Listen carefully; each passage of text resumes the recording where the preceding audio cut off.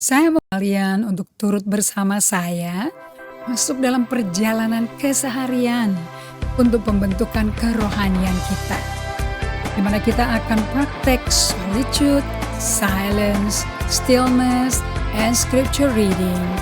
Dan 1 hari per minggu kita dedicate untuk bersama Tuhan. Dengan itu kita membangun ritme hidup yang baru.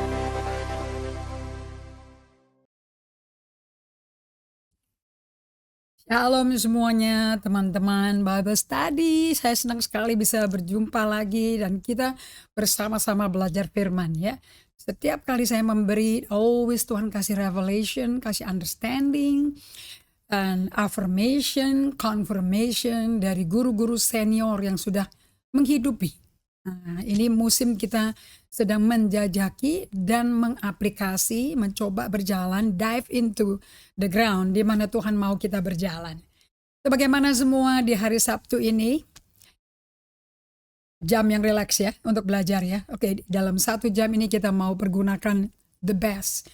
Kita kasih perhatian, kita kasih fokus kita, pay attention kita kepada Tuhan and apa yang Dia katakan kepada kita. Yang kita minta Roh Kudus berhembus untuk bicara kepada kita supaya setiap perkataan menjadi rema, napas Allah yang hidup. Amin. Kita semua akan mulai pembelajaran ini, which I'm so calm, I'm so excited. Tapi bisa kalem excitednya. You know, this is amazing. Hanya Tuhan yang bisa bekerja seperti itu. You know? Kalau dulu teriak-teriak, sekarang bisa kalem. Because God is at work. Allah selalu bekerja di dalam kita. Siap? Bible Anda, catatan Anda, jangan miss pelajaran hari ini. Let's pray. Bapa kami yang indah, yang ajaib, Bapa kami yang terlalu besar untuk dapat dipahami dengan otak kiri, otak kanan terbatasnya kami. Buat kami semakin kecil Tuhan, supaya Engkau semakin besar. Aku renungkan Efesus 3:20. Bagi Allah yang dapat melakukan jauh lebih besar dari apa yang dapat kita pikirkan, kita doakan. Kalau bahasa Inggrisnya kau berkata kita bayangkan.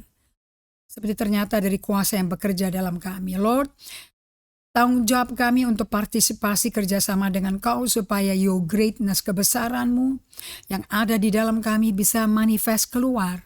Dan kaminya yang berkurang-kurang. Biar orang melihat kebesaran Kristus melalui kami. Tidak melihat manusia, keterbatasan manusia duniawi kami yang kami lahir dengan ini. Dan biar ini semakin disalibkan, semakin mati. Dan biar Kristus hidup. Dan seperti Rasul Paulus kami bisa berkata, hidupku ini, dalam tubuh ini aku bawa kematian dan kehidupan Yesus. Lord, biar pewahyuan ini nyata bagi kami. Supaya apa yang dialami oleh Rasul Paulus, Yohanes, sebagai orang-orang yang dihormati dan kami tahu mereka semua ada di surga bersama Engkau, kami pun alami. Berhembus pada kami Roh Kudus, hidupkan firman ini bukan menjadi catatan, tapi menjadi kehidupan. Enlighten our heart, kasih insight di dalam jiwa kami, supaya roh kami hidup dan berkuasa untuk membawa transformasi di jiwa kami. Di dalam nama-Mu Yesus kami berdoa, mengucap syukur. Amin. Oke, kita masuk ke masih dalam seri. Saya nggak tahu Pak Samuel jam Panjaitan mengikuti apa enggak. This is the journey to becoming your authentic self. Kita masuk ke dalam perjalanan untuk menjadi jati diri sejati yang Allah ciptakan. Tentu jati diri kita yang sejati serupa gambar rupa Allah. Seperti Kejadian 1 ayat 26. Tapi karena dosa dan kita wariskan semua ini dari nenek moyang leluhur kita namanya Adam dan Hawa. Yang melakukan pelanggaran fatal yang namanya melanggar hukum Sabat. Dan kita mesti tahu ya, Sabat itu sudah ada sebelum kitab Taurat ada. Long before there is sin. Sabat itu sudah ada. Nah itu yang dilanggar sama Adam. Oke, karena pada waktu hari Sabat Allah sendiri berkata di Kejadian 2 ayat 1, 2, 3, bahwa dia sudah selesai di hari ke-7 dia stop, dia berhenti. Itu yang namanya kita bahasa Indonesia tidak pakai kata rest tapi kata perhentian. Keduanya perlu kita mengerti. Nah, kalau si Adam sama si Hawa pada hari yang mestinya mereka rest, mereka jalan-jalan terus, kerja terus di kebun, sampai dialog sama iblis di kebun. dan pandang-pandangan pohon pengetahuan tentang yang baik dan yang jahat yang mestinya nggak dilihat saja nggak boleh, dipikirin aja nggak usah gitu loh. Just don't even think about it. Diplototin sama dia. Dan kita tahu dari 1 Yohanes 2, Rasul Yohanes menjelaskan kenapa kok si Hawa dan Adam jatuh dalam dosa. Karena hawa nafsu daging, hawa nafsu mata, kesombongan daging, dan hawa nafsu dari hati mereka, itu yang bikin mereka sampai udah gak ada penguasaan diri lagi, dicaplok aja tuh buahnya tuh. If they honor Sabat, itu dosa gak ada.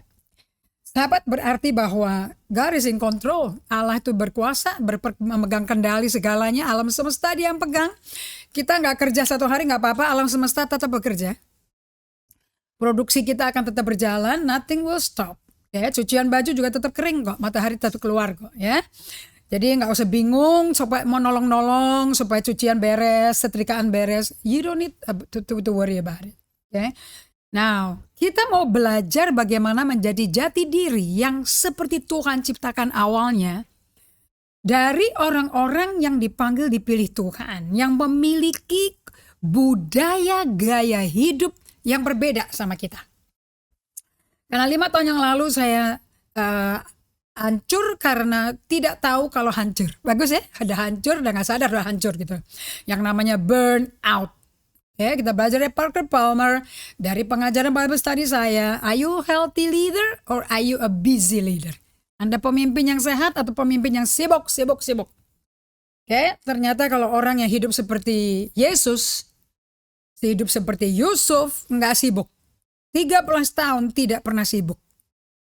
Karena mereka hidup melakukan kehendak Allahnya. Nah, itu yang kita mau belajar. Tahu kehendak Allah itu apa, itu kayak apa sih? Nah, latar belakang dibesarkan dari keluarga yang amburadul, keluarga 1 atap, 4 istri, tapi 1 atap. Di situ ada Yusuf, anak ke-11 dari 12 bersaudara dari Yakub, anak kekasihnya yang paling disayangi Yakub. Dari istri yang paling dia damba-dambakan namanya Rachel, tapi ternyata dikerjain sama si Laban. Anyway, si Yusuf, Anda bisa ingat kembali di latar belakang kehidupannya, dia penuh kehilangan, penuh kedukaan, penuh luka batin, you name it. Kalau Anda namanya tahu, namanya sakit, difitnah oleh keluarga darah daging, you ask Joseph. Kalau sampai dia bisa melewati dan kepahitan, kedukaan, kehilangan, difitnah, diiriin, dibenci sampai kadar kebencian pembunuhan, kayak Saul sama Daud dulu ya, terhadap Daud. Di tengah-tengah kehancuran dan kekecewaan yang dalam tersebut, Yusuf itu kami sudah selidiki dari pasal 37 sampai 50 memiliki the ability to be aware of his condition, punya self-awareness and God awareness. Punya kesadaran diri dan punya kemampuan mengamati kehadiran Allah dan keberadaan kasih-Nya dan kuasanya. Okay? Sampai dia bisa ngomong, memang waktu kakak-kakaknya datang karena mesti beli makanan, karena ada kelaparan kan. Jadi bencana itu kan tidak selalu membawa kesialan ya. Ada kisah kayak gini nih, saya belajar dari Peter Kasiro. Ada di Mongolia, satu keluarga yang punya ladang yang luas sekali. Dan punya putra yang ganteng yang belum menikah. Dan sukanya naik kuda di padang yang luas itu. Suatu hari dia hilang kuda kesayangannya itu. Dia sedih murung. Dan bapaknya berkata seperti ini, sini nak, kenapa memuka-muka kok begitu murung? Aku hilang kudaku. Dan itu alasan kau jadi murung. Siapa tahu dari kehilangan kuda ini ada berkat yang akan datang. Dia belum bisa ngerti bapaknya ngomong apa. Dan beberapa waktu kemudian dia lihat kudanya kembali. Tapi tidak sendirian kali ini. Kudanya datang dengan teman. Ternyata pacarnya. Jadi bapaknya ketawa. Betul kan? Jadi dia pergi, dia cari jodoh. Nah, jadi dia gak kesepian. Mungkin kamu sayang sama dia. Tapi si kuda itu gak cocok sama kamu. Ya kan? Sama kayak Adam dong. Gak bagus. Setelah dia kasih nama semua hewan, Tuhan berkata apa? Gak bagus loh kamu sendirian. Karena kamu tidak diciptakan serupa hewan, serupa cimpansi. Kamu diciptakan serupa aku. Makanya Allah bikin dia tidur, diambil rusuknya, dibangun dengan rusuk itu. Seorang namanya, wow, woman. Wow, man. The woman come to pass, right? And kaget dia berkata, wow, tulang dari tulangku, daging dari dagingku. Shock dia. Nah, so Adam menerima istri yang sepadan. Jadi si kuda itu juga dapat istri, tapi nggak mungkin dong putranya itu kan. Nah, jadi sekarang kudanya sekarang jadi 2 dan punya anak. Seneng dia. Dan suatu hari dia saking senangnya dia naik kudanya, dua-duanya dia tunggangi. Ya, dia latih jadi jinak, jadi bisa tame. Dan pada waktu dia lagi latihan dia jatuh lumpuh. Tulangnya terpelecok dan nggak bisa disembuhkan. Mungkin di Mongolia belum ada operasi titanium kali ya waktu itu. So anyway dia sedih lagi. Papanya berkata, kenapa kau sedih lagi? Siapa tahu kamu lumpuh sekarang. Itu jadi berkat suatu hari. Beberapa tahun kemudian, mungkin 1 dekade kemudian, ada perang dari suku bangsa lain menyerang Mongolia. Dan rajanya berkata semua anak muda harus mengabdikan dirinya, mendaftarkan enlist themselves untuk menjadi tentara, berperang melawan musuhnya. Dan Anda mau tahu apa yang terjadi? Bapaknya datang ke anaknya. Kamu muda, kamu ganteng, tapi karena kakimu tidak fit, karena jatuh dari kuda, kamu tidak perlu di-enlist. Jadi kamu papa aman. Papa bisa punya putra papa yang tetap nemenin papa di tengah-tengah perang ini. Jadi kejadian kecelakaanmu bisa jadi berkat. Nah pola ini saya lihat adalah pola yang dipakai oleh Allah. Dari Ayub, dari Yunus, dari who else is it? Dari Yeremia, sekarang Yusuf. And Jesus of course itu polanya.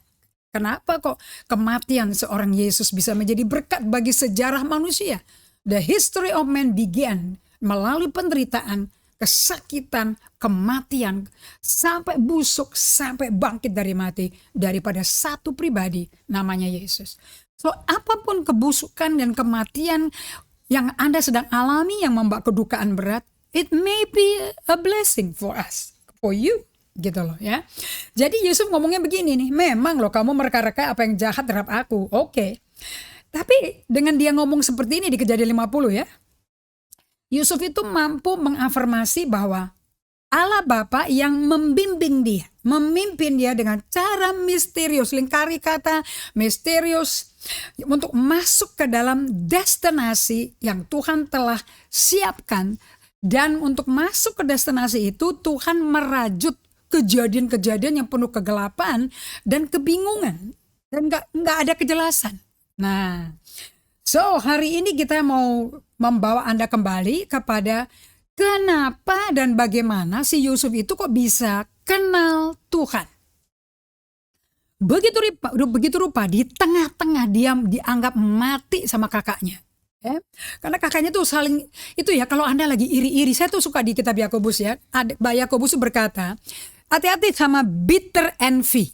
Bukan bitter jealous loh. Bitter envy. Kalau Anda sampai iri, mengingini, mendapat apa yang orang lain miliki, terus gak dapat kan pengharapan tertunda bikin hati sakit kan. Jadi Anda bisa kepahitan tanpa ada orang nyakitin Anda dengan kata-kata loh. Tapi you are hoping, you making hope, tapi hope-nya gak kurun datang. Itu kalau Anda gak ngerti bagaimana cara Allah bekerja, Anda bisa pahit sendiri. Nah, dari hati yang pahit itu kok karena dikhianati dan sebagainya, si Yusuf itu mestinya kalau mau ngomong pahit dan budak-budak dan ngamuk dan tonjok balik dan mau bunuh orang, itu mestinya Yusuf yang berhak loh bunuh 10 kakaknya loh. And yet dia gak ngomong kayak gitu. Memang kakak mereka-reka yang jahat, tapi Allah pakai yang kau reka-reka itu untuk kebaikan kita semua. For a big deliverance. Nah, saya catat di sini, apakah Anda kenal Tuhan seperti Yusuf? Yusuf kenal banget. Yusuf tuh yada. Nah, saya belajar kata yada itu artinya experiential knowing. Mengenal secara pengalaman. Kata misteri artinya holy unknowing. Tidak tahu tapi kudus. Ketidaktahuan yang suci. Nah sekarang kita masuk dulu ke yada. Experiential knowing. kenal karena pengalaman. Oke, di sini saya tulis bahwa Yusuf tuh paham loh dalam segala hal bahwa Allah turut bekerja sama membawa kebaikan bagi setiap orang yang cinta Tuhan. Sudah dipahitin, sudah dianggap mati. Jubah maha indah dia diambil setelah dia, jadi waktu kejual jadi budak di Mesir ke orang Midian, dari Midian dijual ke Mesir ke Potifar, jubahnya maha indah diambil sama kakaknya. Terus kakaknya sembelih kambing, dicelup ke darah, dikasih ke bapaknya. Bapaknya berkabung 13 tahun. You can be depressed loh for 13 years. Yakub tuh depresi 13 tahun. Kok saya tahu 13 tahun? Sebab begitulah lamanya untuk Yusuf ada di penjara. Karena tuduhan fitnah dari Tante Gir yang gatel itu tuh, orang jam kerja disuruh tidur gimana sih? Jam kerja bilang dong, Yusuf udah sopan loh ngomongnya, bahkan sangat mutlak jawabannya. Kok mana mungkin aku bisa melawan tuanku yang sudah mempercayakan semuanya kepadaku kecuali engkau karena kau istrinya. Dan aku gak bisa berdosa pada Allah di tengah-tengah godaan yang paling berat ya buat anak muda 17-18 tahun. Kan dia diculik 17 tahun.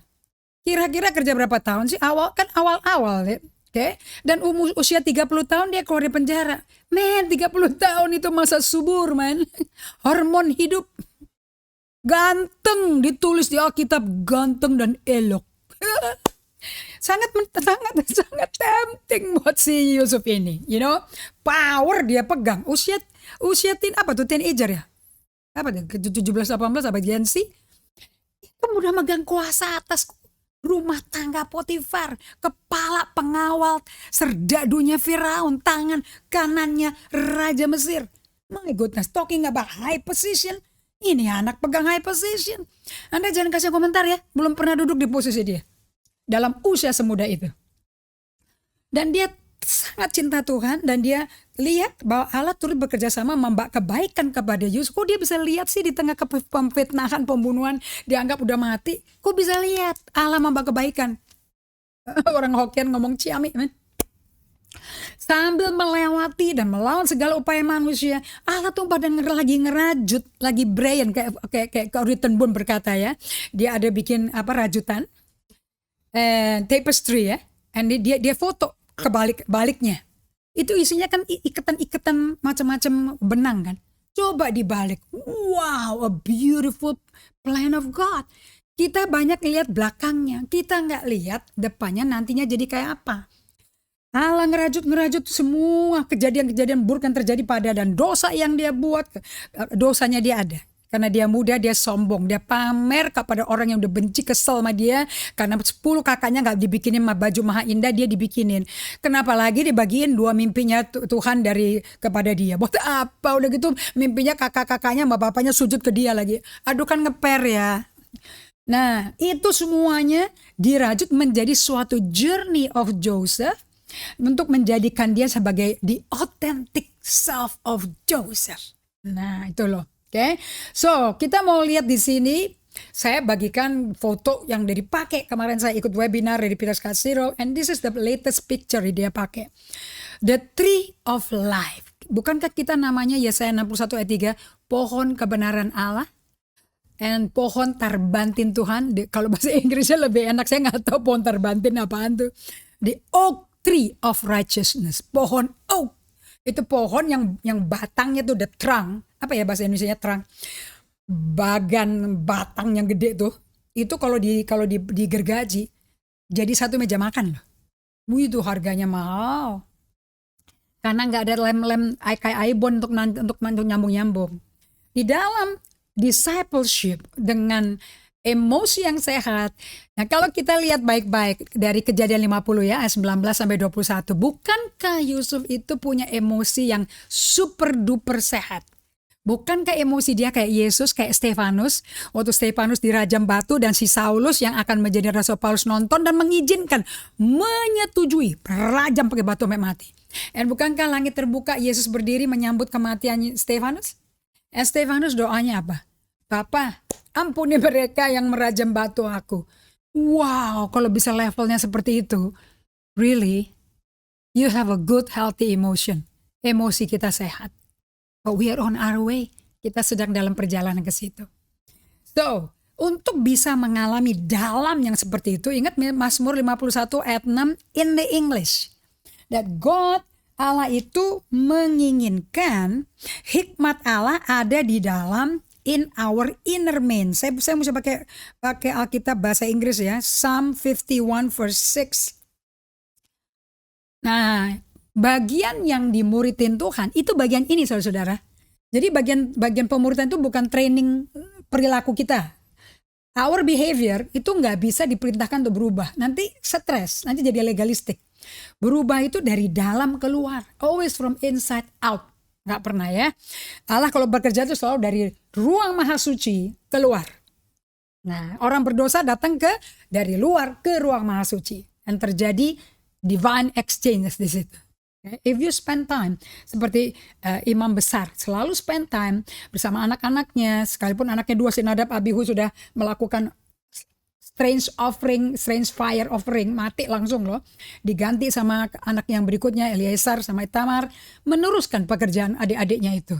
Nah itu mereka mesti bikin kaki Dian itu olinya, minyak urapan tidak boleh nggak ada loh. Lampu mesti nyala terus karena di sana nggak bisa masuk sinar matahari karena atapnya dibikin dari kulit lumba-lumba. Jadi nggak ada sinar lain kecuali kemuliaan Allah di ruang maha suci or kaki Dian.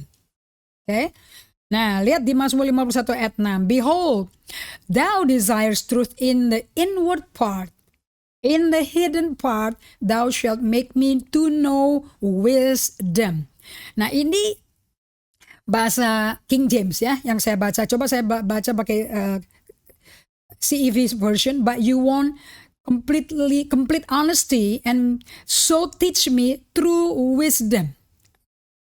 Nah, jadi the inward part, bagian kedalaman manusia batin kita, di situ Tuhan mau masukin hikmatnya. The secret heart. That's the real us. Itu yang mesti bertambah-tambah. Bukan yang luar ini yang di make up didempul-dempul mukanya. Bukan yang ini. Yang ini biar merosot aja. Secara lahirnya ditarik semua gravitasi juga berkerut saudara-saudara. Mau dibotox juga turun lagi. Masih nggak mungkin, nggak bisa melawan hukum gravitasi. Right?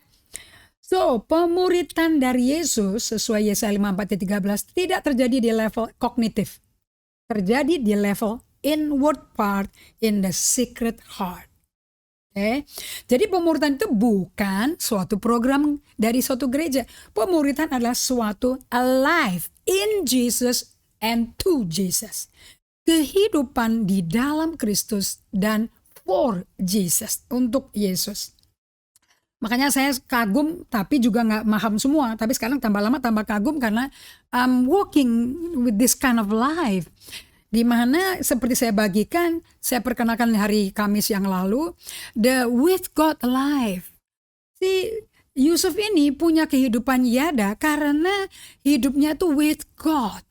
Itu ada di Kejadian 39, Anda ingat nggak? Ayat yang kedua di rumah Potifar dikatakan bahwa tetapi Tuhan menyertai Yusuf sehingga ia menjadi seorang yang selalu berhasil dalam pekerjaannya. Maka tinggallah ia di rumah tuanya seorang Mesir. Jadi saya desperate banget hidup seperti ini. Karena ayat 2 Kejadian 39 membuktikan bahwa kita tuh nggak usah IQ tinggi untuk bisa sukses di dalam panggilannya tuh, in our vocation. Vocation itu panggilan Tuhan bagi kita.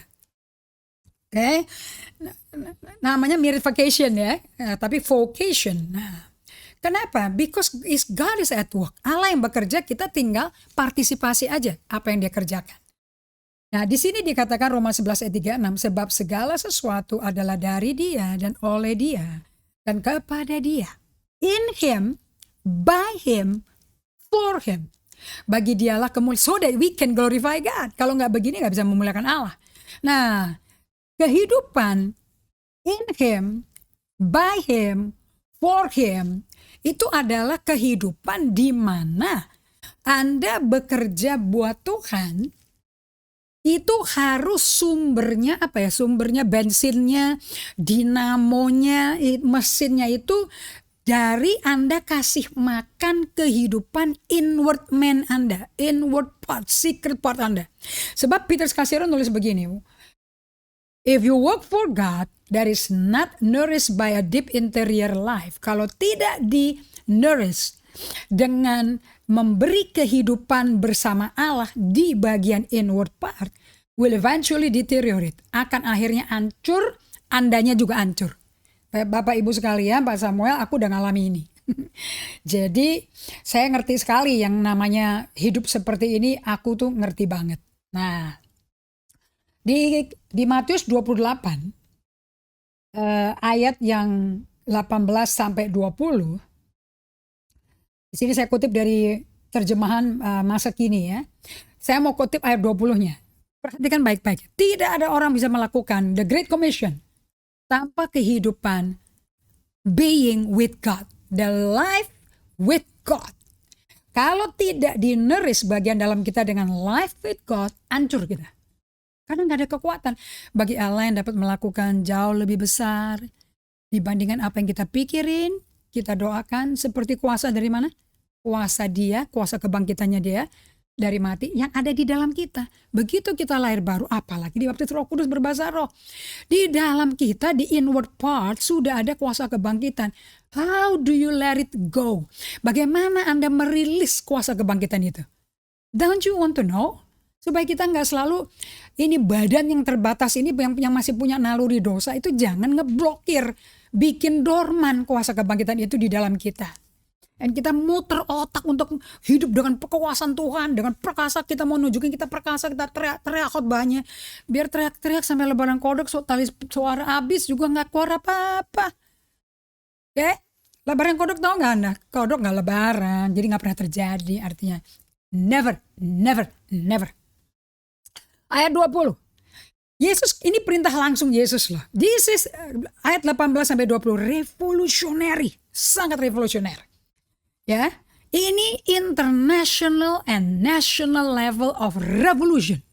Di mana satu orang yang mengalami transformasi di inward part dan bertambah-tambah Yesusnya, berkurang-kurang dirinya, semakin little, semakin lesser and lesser, kita itu menjangkau jiwa-jiwa one by one at a time. Oke. Nah, kenapa kok bisa merubah orang one by one at a time? Ayat 20. Ajarin ya, kata Yesus, mereka semua yang percaya pada namaku dan menerima pengampunan dosa dan mendapat penebusan melalui darahku, baptis dalam nama Bapa, Putra, Roh Kudus, ajarkan ke mereka itu mentaati semua yang sudah kuperintahkan kepadamu. Nah, dengerin kata-kata berikutnya. Dan ingatlah, aku akan selalu menyertai kalian. Saya tambahin di situ. Aku akan selalu menyertai kalian. Immanuel. I am Immanuel forever and ever.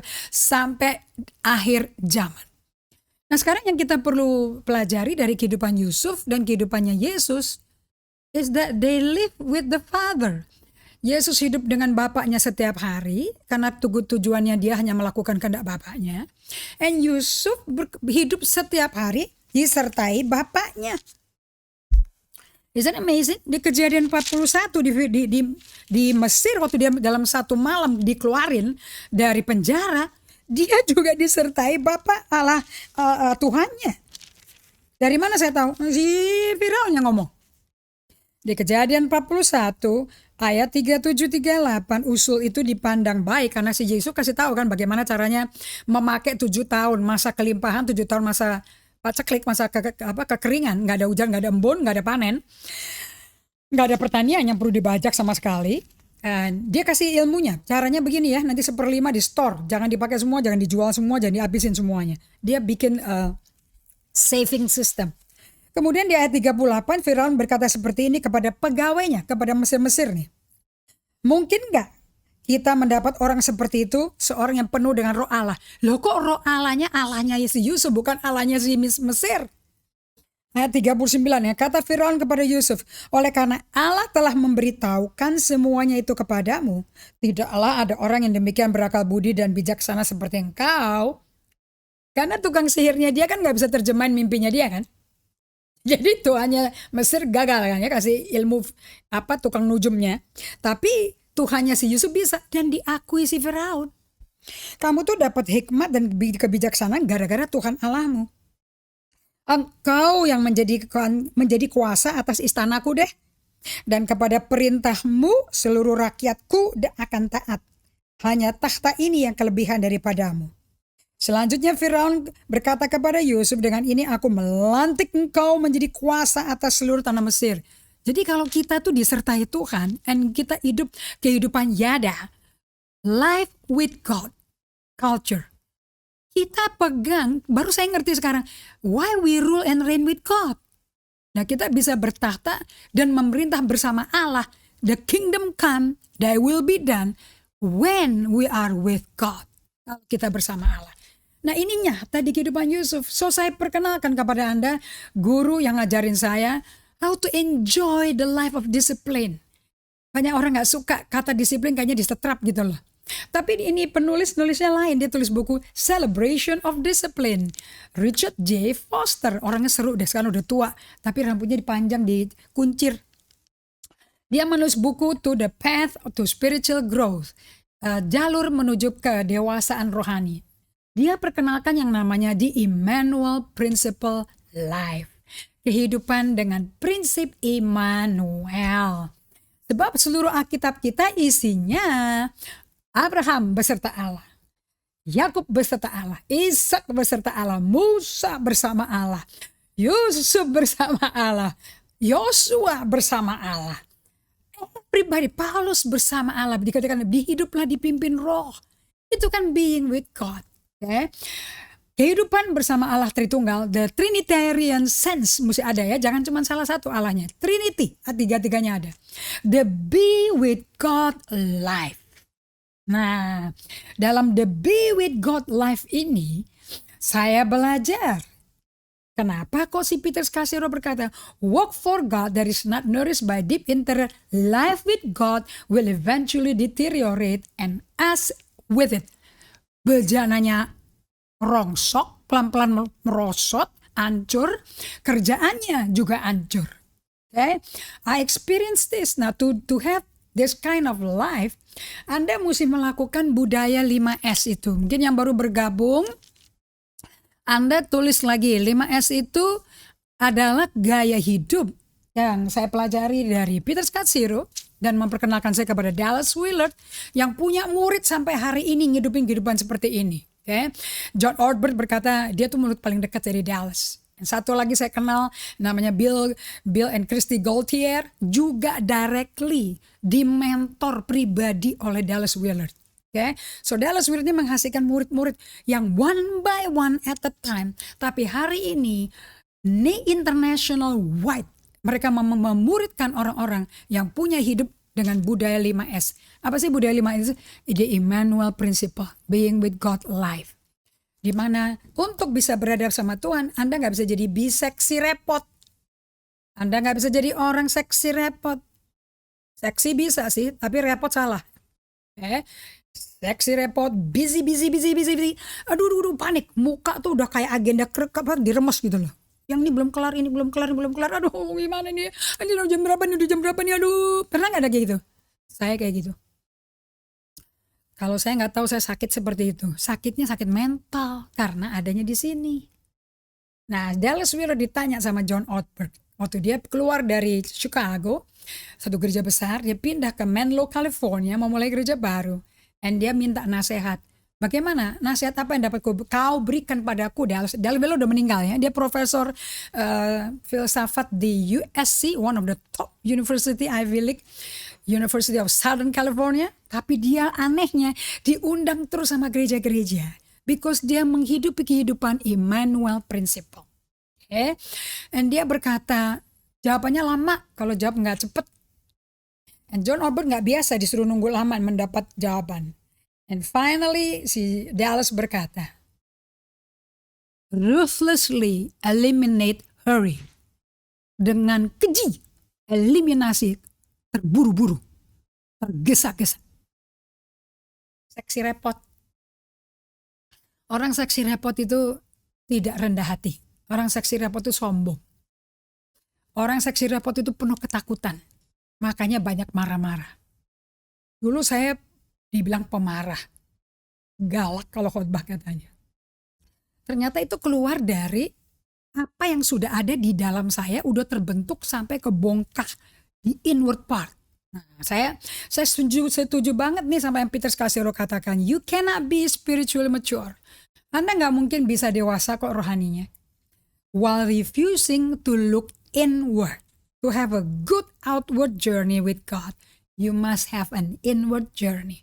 Anda mesti masuk ke perjalanan ke dalam. Dari Ruth Haley Barton berkata seperti itu. Untuk bisa hidup berkomunitas dengan keluarga Tuhan di seluruh dunia, Anda mesti punya pengalaman berjalan masuk ke dalam inward part, the inward secret man di Mazmur 51 ayat 6, untuk Tuhan bisa taruh rajut hikmatnya, kebijaksanaannya. Bukankah Yusuf diangkat diberi kuasa seluruh istananya Firaun dan seluruh kerjaannya dia di Mesir diserah terimakan loh pada Yusuf loh. Because apa yang si Firaun katakan, karena hikmat yang ada pada kamu dan ada kebijaksanaan dari Allahmu. Jadi si orang Mesir ini yang nyembah piramid-piramid dan sping-sping sekarang bisa mengakui anak 17 tahun punya Tuhan, itu Tuhan yang benar loh. Isn't amazing? Saya kagum loh. Ini loh namanya impact agent of change, agen perubahan Tuhan. Garam dan terang. Influencer. Ngomong aja dialog udah tahu, udah langsung akui there's a God with you. Ada Allah besertamu. So kembali ke slide yang gambar pohon. Lihat akar yang dibikin sama pohon yang dibikin oleh Peter Scarsero dan lihat akarnya. Di bawah permukaan rumput tanah yang di bawah, yang di mana ada akar berada, akarnya itu adalah be with Jesus, berada bersama Yesus. Pemuritan untuk kerohanian dewasa itu ditandai dengan kondisi emosi yang sehat oleh Allah Tritunggal yang kerjain.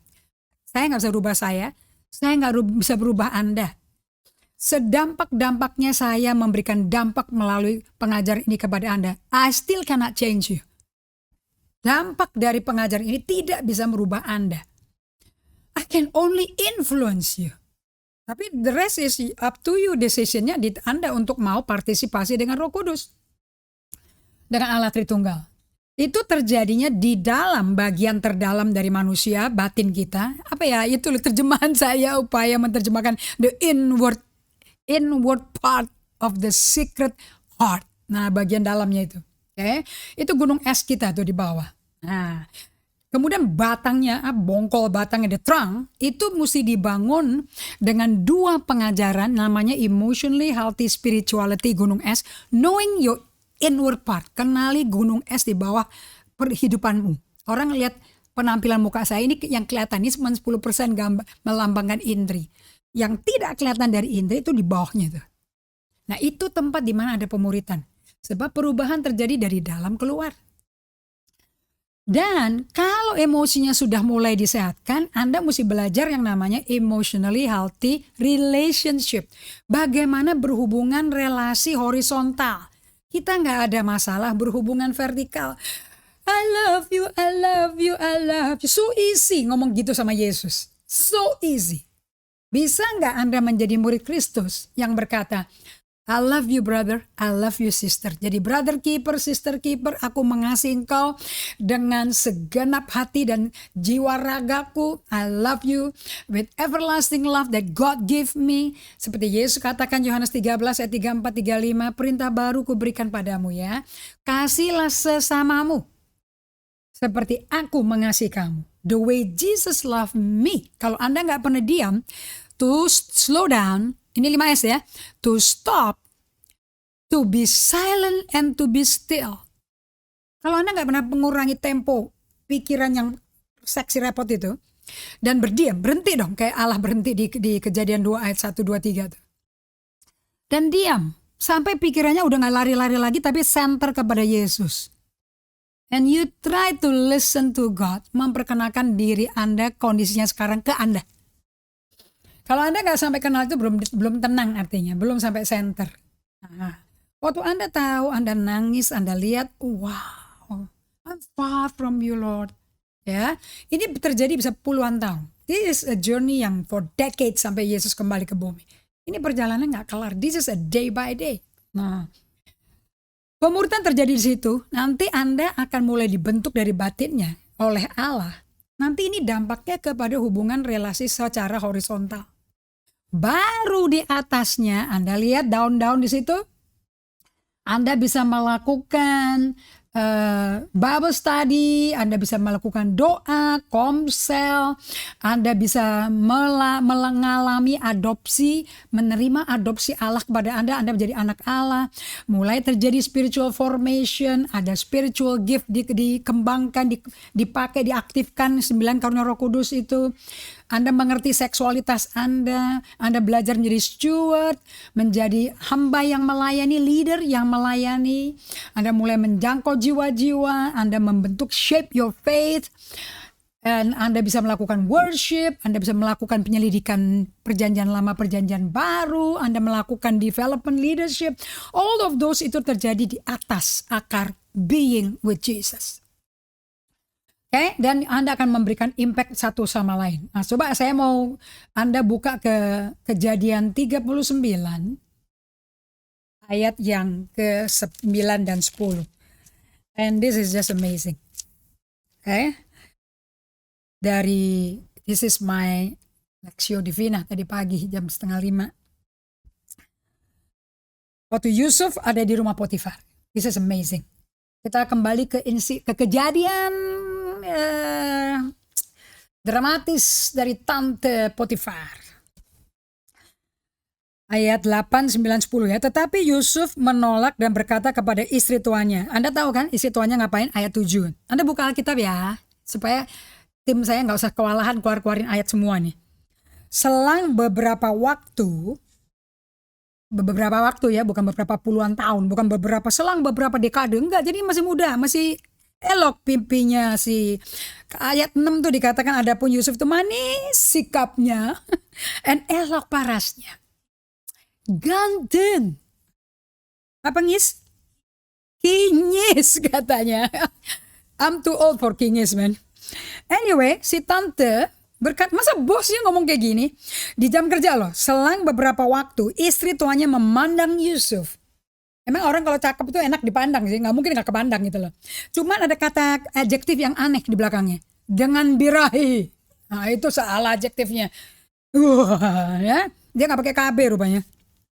Lalu katanya, marilah tidur dengan aku. Mestinya kan Yusuf bilang, ini jam kerja, nyonya jam kerja, bukan jam tidur. Anda tahu lah ya arti kata tidur tuh let's have sex artinya. Okay? Tetapi Yusuf menolak. Anda lingkari kata menolak itu.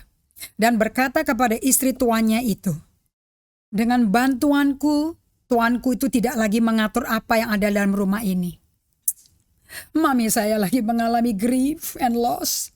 Karena semua tim kerjanya dia yang sudah bekerja sama dia, membersihkan, mengatur rumah tangganya dia, rumahnya dia, sepanjang hidup mereka, bukan sepanjang hidupnya Mami, sepanjang hidupnya mereka, itu sudah pada berhenti karena sakit, ketuaan, dan sudah dikencing manis, Dan ada yang berhenti karena mesti urus sekolah anak, banyak air mata untuk perpisahan. Supaya nggak kebanyakan saya bilang, tetap kontak Oma ya, supaya Oma tahu Anda tuh masih hidup, masih sayang sama Oma.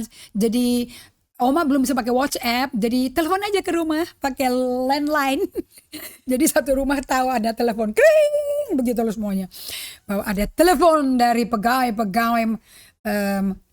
yang bertumbuh bersama pertumbuhan pemeliharaan rumah tangga Oma, gitu loh, So Yusuf dengan kalem berkata, seluruh rumah ini Pak Oma punya pegawai kayak gini loh. Seluruh rumah ini aku serahkan loh untuk kamu atur semua loh ya. Dan ia telah menyerahkan segala miliknya pada kekuasaanku. Yusuf, a young man, saya 18 lah. Gila kekuasaannya segini gede. Bahkan di rumah ini tidak ada yang lebih besar kuasanya daripada aku. Dan tiada yang tidak diserahkan kepadaku selain engkau. Wah, dia tahu limit loh. Dia embrace the gift of limit. Dia peluk karunia keterbatasan. Karunia keterbatasan akan bikin Anda tidak burn out. Oke.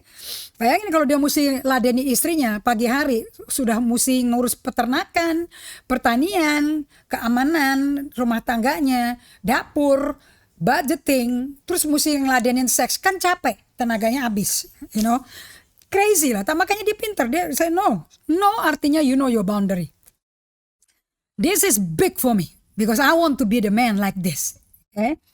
Nah, Bagaimana mungkin aku melakukan kejahatan yang besar ini dan berbuat dosa terhadap Allah? Teman-teman, mau senior, mau boomer, mau milenial, mau Xer, mau Zer, mau Alphaser, itu generasi angkatan macam-macam ini, dengerin deh. Godaan itu nggak pandang umur. Sampai usia tua pun Anda akan tergoda. Harun kan kakaknya Musa. Ditekan sama orang Israel.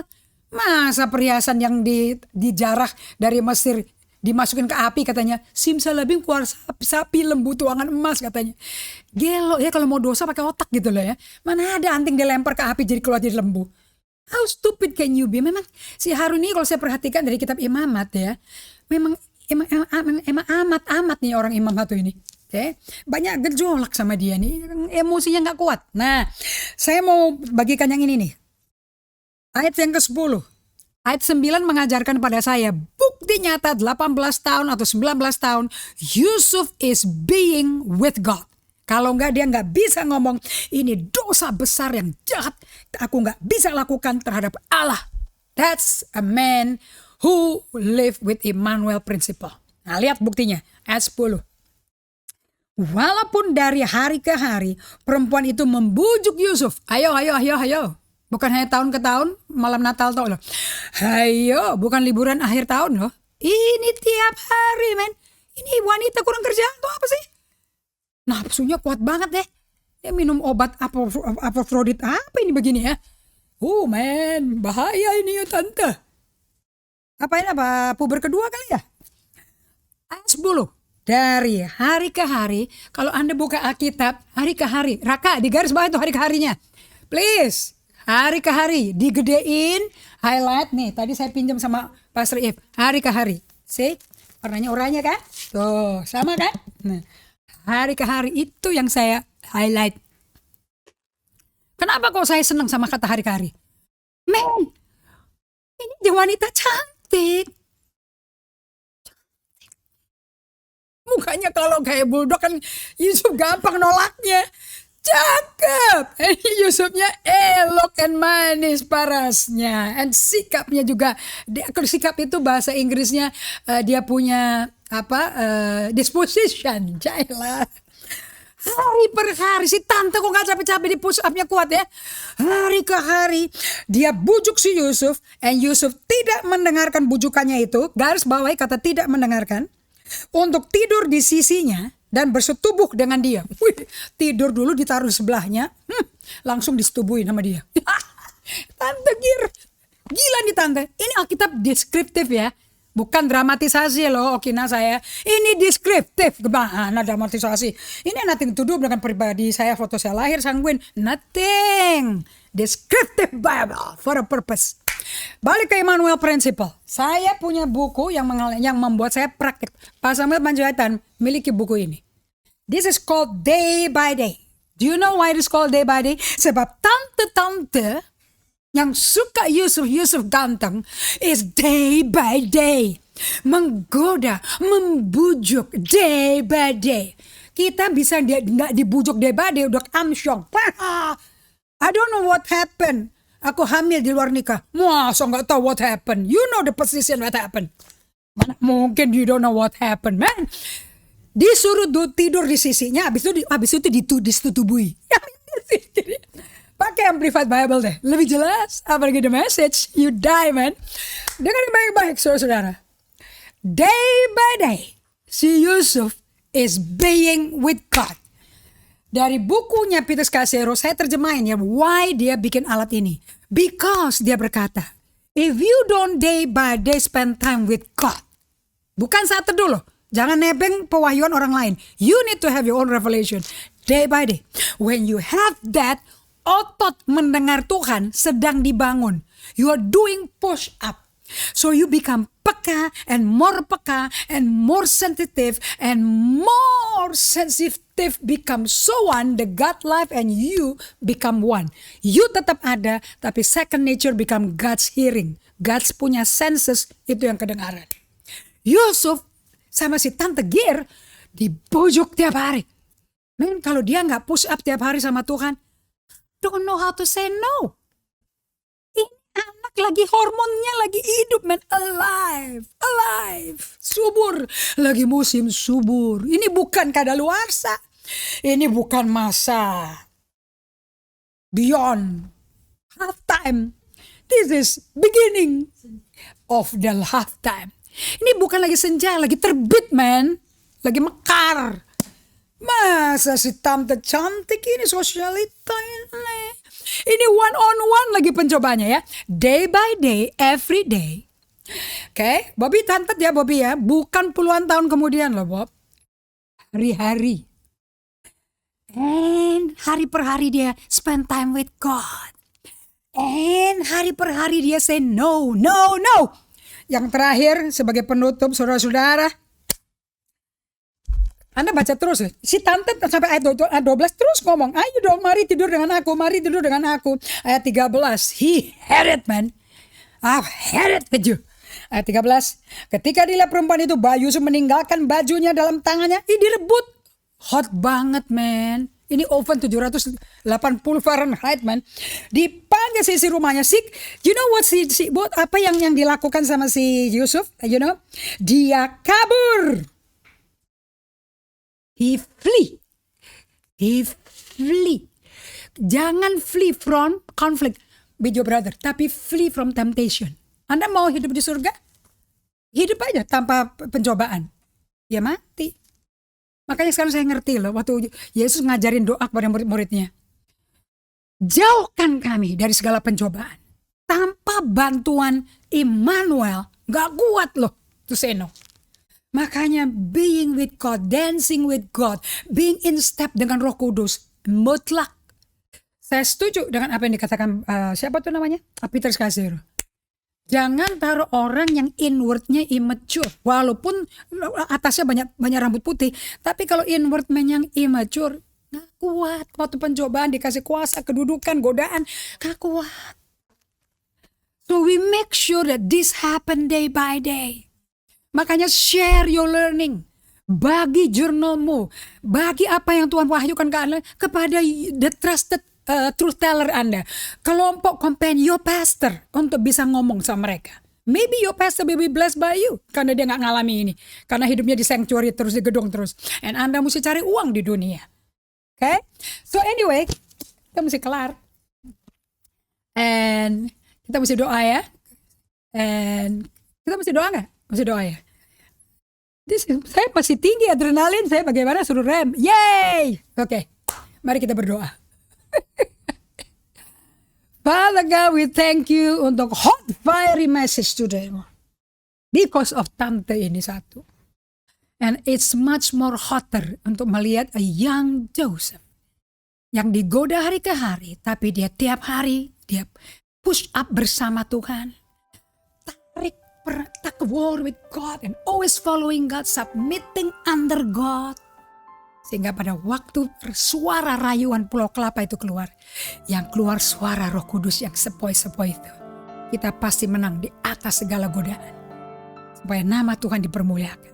Thank you Jesus. We pray amen. Okay everybody, tolong bisa kasih komentar and we see you Kamis ya. God bless you.